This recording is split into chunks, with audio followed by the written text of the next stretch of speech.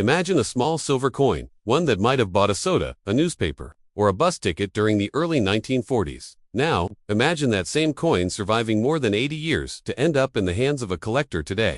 That's the story of the 1941 U.S. 1 dime coin. It's more than just change its history in your pocket. Today, we'll dive into its design, its history, and of course, its value in today's coin market. Let's begin with the design. The 1941 dime belongs to the famous winged Liberty Head series, better known as the Mercury Dime. It was designed by Adolph A. Weinman, one of America's greatest coin artists, who also created the walking Liberty half dollar. On the obverse, or front, of the dime, we see Liberty wearing a winged cap, symbolizing freedom of thought. Many people mistakenly believed this was a portrait of the Roman god Mercury, which is how the coin got its nickname, the Mercury Dime. But make no mistake, it's Liberty herself. Above her head is the word Liberty, with the motto, "In God We Trust," placed to the left, and the date, 1941, below. Flip it over, and the reverse is equally striking. It shows a bundle of rods tied together with an axan, ancient Roman symbol of unity and strength. Surrounding the fasces is an olive branch, symbolizing peace. This combination sends a powerful message. America is strong, but it seeks peace. Around the edge, we see the words United States of America and 1 dime. At the bottom is the motto E. It's a small coin, but it carries huge symbolism. Now let's step back into history. The year 1941 was a turning point for the United States.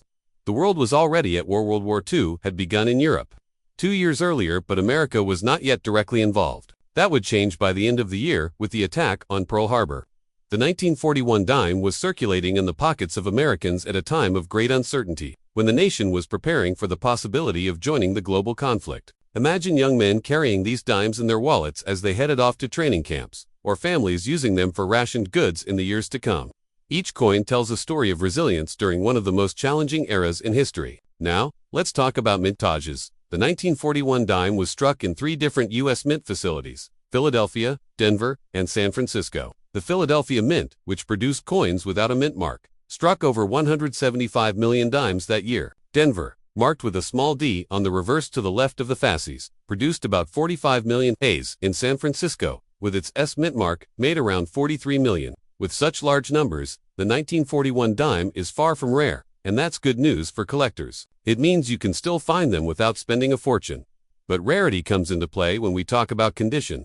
You see, most of these coins went straight into circulation, where they were used heavily and wore down quickly. A example might only be worth $2 to $4, mainly for its silver content, since each dime is made of 90% silver and 10% copper. That gives it an intrinsic value based on the silver market alone. But in higher grades coins that were saved early and didn't see much circulation, the value increases significantly. For example, a 1941 dime in extremely fine condition might fetch around $7 to $10. In uncirculated grades, like Mint State 63, the value could rise to $25 or more. And in top grades, especially those with full split bands on the fasces, known as full bands or FB designations, the price can skyrocket. Collectors prize these sharp strike examples because they show the design in its fullest detail. A 1941 dime with full bands and MS67 or higher can bring hundreds, even thousands of dollars at auction. It's also worth noting that proof coins were struck in 1941 at the Philadelphia Mint. Only about 16,500 proof dimes were made, and these are much scarcer than regular circulation strikes. Proof coins have mirror-like surfaces and were made specifically for collectors. Today, a proof 1941 dime can sell for several $100s, depending on its grade and eye appeal. So, whether you're holding a common worn dime or a dazzling proof, the 1941 coin has value that goes beyond just money. It represents artistry, history, and a snapshot of America on the edge of war. Now, let's talk about selling or buying one. If you own a 1941 dime, the first step is to check its condition. Does it still have sharp detail, or is it smooth from years of use? Does it have a mint mark? Is it possibly a proof?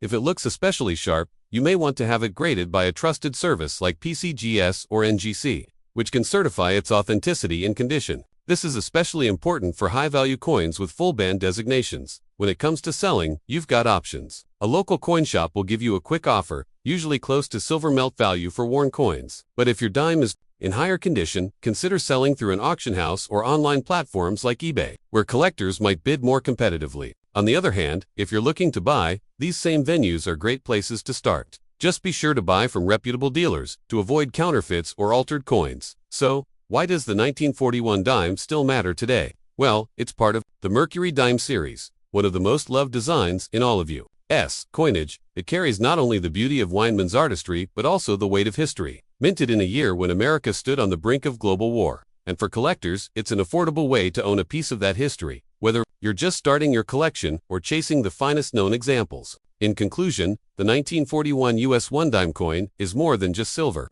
It's a work of art, a piece of history, and a reminder of America's strength and values during uncertain times. From the common circulated examples worth just a few dollars, to the rare high-grade or proof coins worth hundreds or even thousands, there's a place for the 1941 dime in every collection.